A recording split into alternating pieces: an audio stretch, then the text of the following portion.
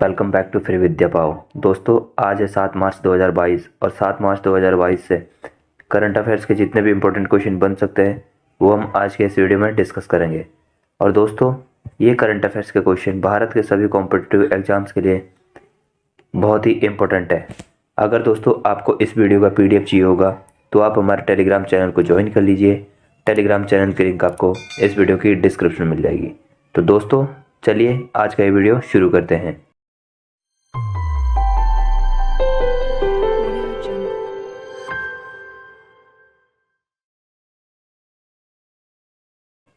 आज का सबसे पहला क्वेश्चन हमारा, किस स्पेस एजेंसी ने NOAA के लिए geostationary operational environmental satellite TGOEST launch किया है? जैक्सा, नासा, रोस्कोमोस या इसरो? तो इसका सही आंसर हो जाएगा आपका option B, NASA. Space agency NASA ने NOAA के लिए geostationary operational environmental satellite TGOEST launch किया है। नासा ने Cape Canaveral space force station Florida से अगली पीढ़ी के मौसम उपग्रहों की श्रृंखला गोस्ट का सफलतापूर्वक लॉन्च किया है, जिसे नासा ने गोस्ट-T का नाम दिया। एक बार उपग्रह अपनी भू स्तर कक्षा में स्थापित हो जाने के बाद इसका नाम बदलकर गोस्ट-T से गोज-18 कर दिया जाएगा। नेक्स्ट क्वेश्चन हमारा, SF रोड्रिग्स का निधन हो गया है। वह एक प्रसिद्ध क्या थे? सेना प्रमुख, कवि, लेखक या इनमें से कोई नहीं? तो इसका सही आंसर हो जाएगा आपका ऑप्शन ए, सेना प्रमुख। साल 1990 से 1993 तक भारतीय सेना के प्रमुख रहे जनरल SF रोड्रिग्स का 88 वर्ष की उम्र में निधन हो गया है। जनरल सुनीत फ्रांसिस रोड्रिग्स 2004 से 2010 तक पंजाब के राज्यपाल भी रहे हैं। उन्होंने राष्ट्रीय सुरक्षा सलाहकार बोर्ड में 2 कार्यकालों की सेवा की थी। नेक्स्ट क्वेश्चन हमारा, 73वें स्ट्रेटजा मेमोरियल बॉक्सिंग टूर्नामेंट में 81 किलोग्राम वर्ग में नंदिनी ने कौन सा पदक जीता है? स्वर्ण पदक, रजत पदक, कांस्य पदक या इनमें से कोई नहीं?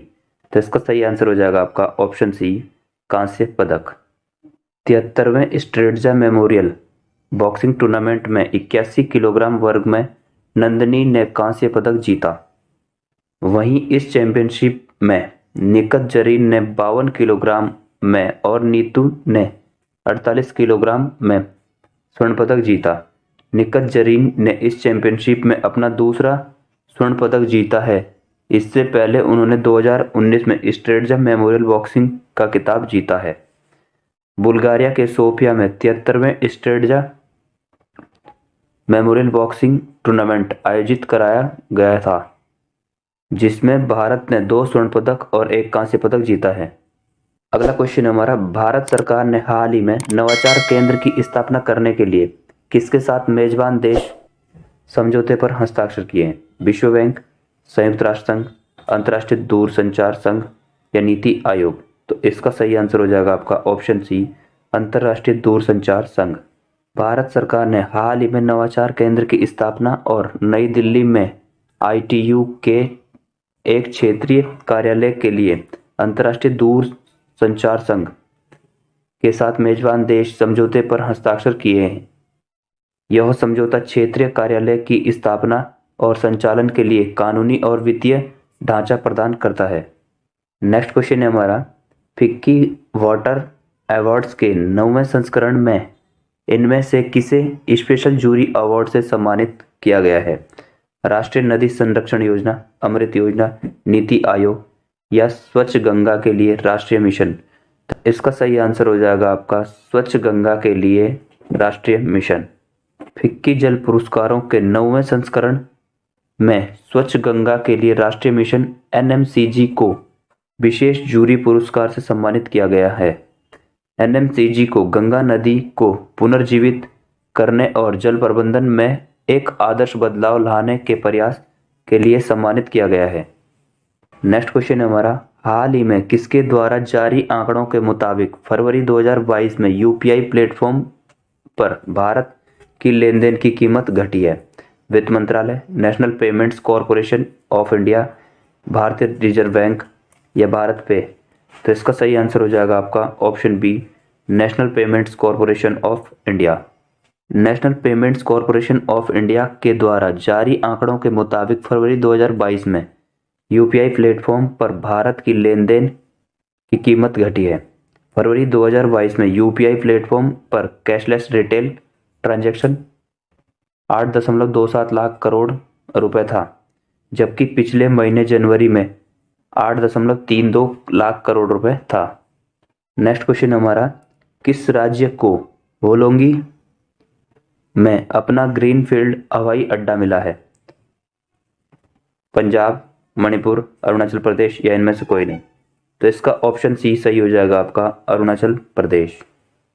अरुणाचल प्रदेश राज्य का पहला होलोंगी ग्रीन फील्ड हवाई अड्डा 15 अगस्त से चालू होगा, जो कि अरुणाचल प्रदेश की राजधानी ईटानगर से 15 किलोमीटर की दूरी पर है। 645 करोड़ रुपए की अनुमानित लागत से हवाई अड्डे के फुटपाथ का निर्माण, हवाई किनारे का काम, टर्मिनल भवन और शहर के किनारे के काम में तेजी से किया जा रहा है। इस हवाई अड्डे को A320 श्रेणी के विमानों के संचालन और भविष्य में A321 प्रकार के विमानों को पूरा करने के लिए 500 मीटर लंबाई के रनवे के विस्तार के साथ डिजाइन किया गया है। नेक्स्ट क्वेश्चन हमारा, किस पुरस्कार से सम्मानित एलन वालब्रिज लैड जूनियर का निधन हुआ है? पद्म विभूषण, ऑस्कर, पद्मश्री या इनमें से कोई नहीं? तो इसका सही आंसर हो जाएगा आपका ऑप्शन बी, ऑस्कर। ऑस्कर सम्मान से सम्मानित एलन वालब्रिज लैड जूनियर का 84 वर्ष की आयु में निधन हुआ है। वह 20th सेंचुरी फॉक्स के पूर्व कार्यकारी थे, जिन्होंने स्टार वार्स और ब्रेवहार्ट को हरी झंडी दिखाई थी, जिन्हें प्यार से लेडी के नाम से भी जाना जाता था। उन्होंने 1995 में मेल गिब्सन द्वारा निर्देशित सर्वश्रेष्ठ चित्र ब्रेवहार्ट के लिए अकादमी पुरस्कार, ऑस्कर पुरस्कार जीता। एयरलाइन कंपनी जेट एयरवेज के नए सीईओ कौन बने? संजीव कपूर, महेश ओलंकी, विजय सेन या इनमें से कोई नहीं? तो इसका सही आंसर हो जाएगा आपका ऑप्शन ए, Sanjeev Kapoor. Airlines company jet Airways के मुख्य कार्यकारी अधिकारी के रूप में संजीव कपूर को नियुक्त किया गया। संजीव कपूर स्पाइस जेट के मुख्य परिसंचालन अधिकारी और विस्तारा में मुख्य रणनीति और वाणिज्य अधिकारी के रूप में भी कार्य कर चुके हैं। जेट एयरवेज में शामिल होने से पहले संजीव कपूर ओबेरॉय होटल्स के अध्यक्ष के पद पर कार्यरत थे। जेट एयरवेज के सीईओ कौन बने? विनय दुबे। जेट एयरवेज के संस्थापक कौन है? नरेश गोयल। जेट एयरवेज की स्थापना कब हुई थी? 1992 में। अगला क्वेश्चन हमारा, भारत ने देश के किस शहर में आईटीयू के क्षेत्र कार्यालय और नवाचार केंद्र की स्थापना के लिए अंतर्राष्ट्रीय दूरसंचार संघ आईटीयू के साथ मेजबान देश के समझौते HCA पर हस्ताक्षर किए हैं? चेन्नई, नई दिल्ली, मुंबई या चेन्नई? तो इसका सही आंसर हो जाएगा आपका ऑप्शन बी, नई दिल्ली। भारत सरकार ने नई दिल्ली में आईटीयू के एक क्षेत्रीय कार्यालय और नवाचार केंद्र की स्थापना के लिए अंतर्राष्ट्रीय दूरसंचार संघ आईटीयू के साथ मेजबान देश समझौते HCA पर हस्ताक्षर किए हैं। नेक्स्ट क्वेश्चन हमारा, भारत का पहला फ्लोटिंग स्टोरेज और रिगेफिकेशन यूनिट होइंग जॉइंट किस राज्य में स्थित H जयगढ़ एनर्जी के टर्मिनल को प्राप्त हुआ है? केरल, महाराष्ट्र, सिक्किम या मेघालय? तो इसका सही आंसर हो जाएगा आपका ऑप्शन बी, महाराष्ट्र। भारत का पहला फ्लोटिंग स्टोरेज और रिगेसिफिकेशन यूनिट होइंग जॉइंट हाल ही में महाराष्ट्र में H जयगढ़ एनर्जी के टर्मिनल को प्राप्त हुआ है।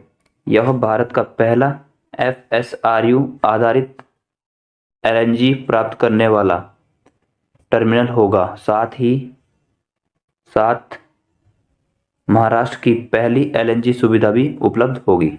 नेक्स्ट क्वेश्चन है हमारा, निम्न में से किस अंतरिक्ष एजेंसी ने यूरोपा क्लिपर अंतरिक्ष यान विकसित करने शुरू कर दिए हैं? इसरो, ईसा, नासा या स्पेस एक्स? तो इसका सही आंसर हो जाएगा आपका ऑप्शन सी, नासा। अमेरिका की अंतरिक्ष एजेंसी नासा ने हाल ही में यूरोपा क्लिपर अंतरिक्ष यान विकसित करने शुरू कर दिए हैं। इससे पहले Europa multiple fly bye mission के नाम से भी जाना जाता था।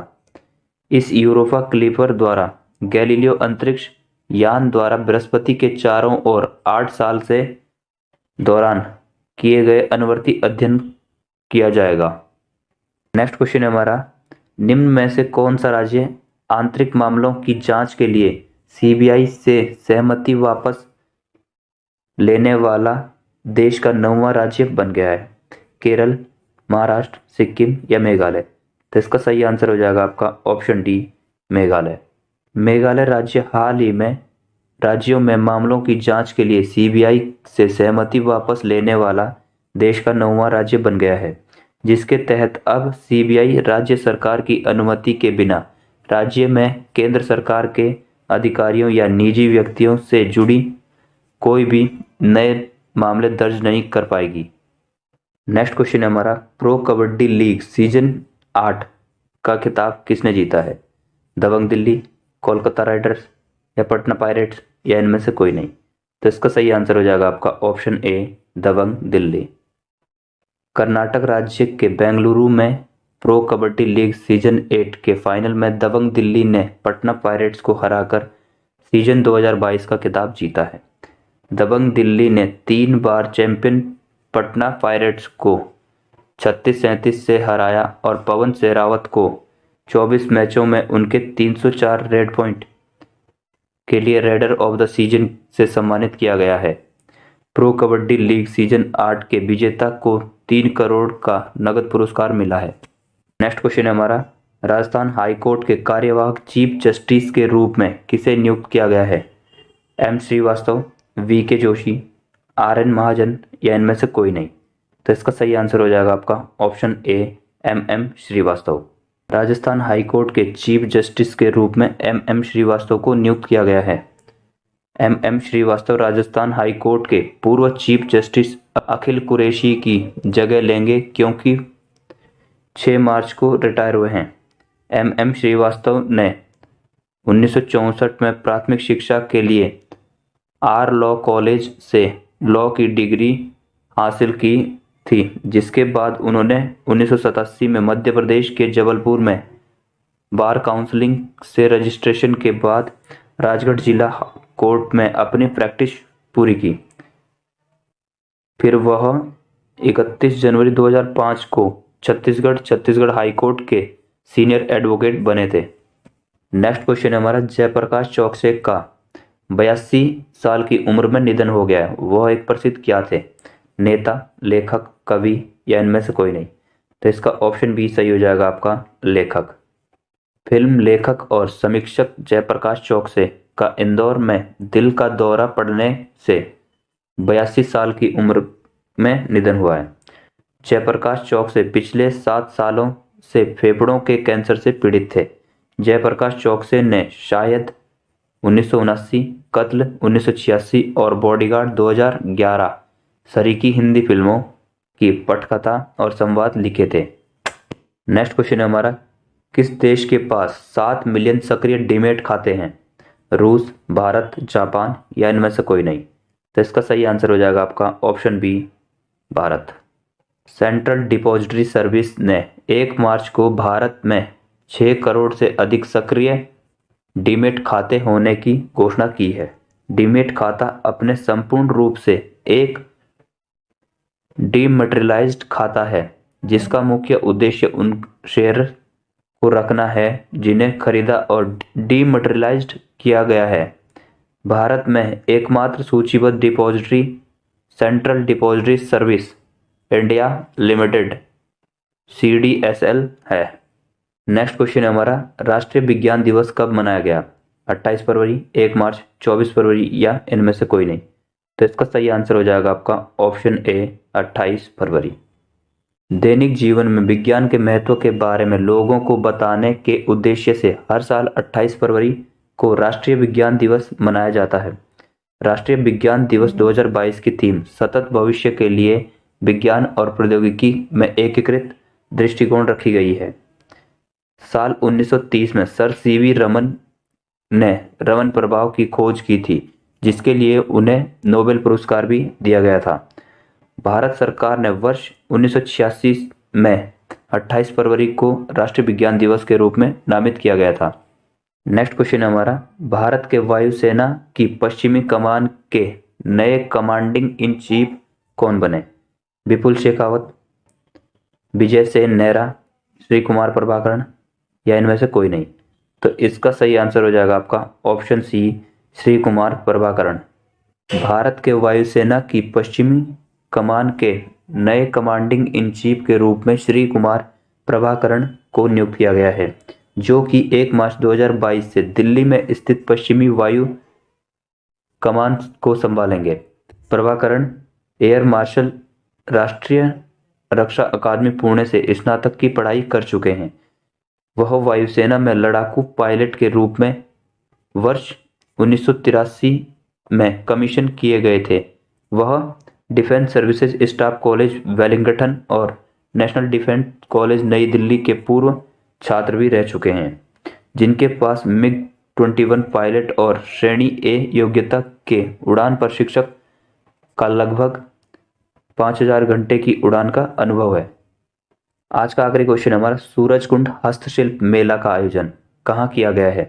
राजस्थान, पंजाब, हरियाणा या इनमें से कोई नहीं? तो इसका सही आंसर हो जाएगा आपका ऑप्शन सी, हरियाणा। 35वां सूरजकुंड अंतर्राष्ट्रीय हस्तशिल्प मेला 20 मार्च से 4 अप्रैल को हरियाणा राज्य के फरीदाबाद में आयोजित कराया गया है।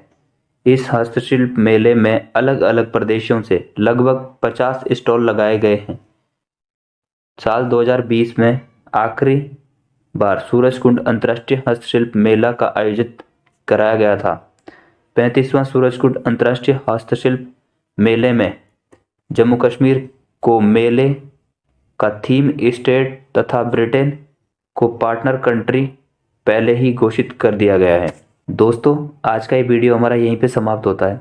अगर आपको ये वीडियो अच्छा लगे दोस्तों तो लाइक कर देना, शेयर कर देना, और दोस्तों डेली करंट अफेयर्स की वीडियो देखने के लिए हमारे चैनल को सब्सक्राइब कर लीजिए। बगल में नोटिफिकेशन बेल को प्रेस कर लीजिए ताकि डेली करंट अफेयर्स के नोटिफिकेशन आप लोगों तक पहुंचते रहें। जय हिंद, जय भारत, जय उत्तराखंड।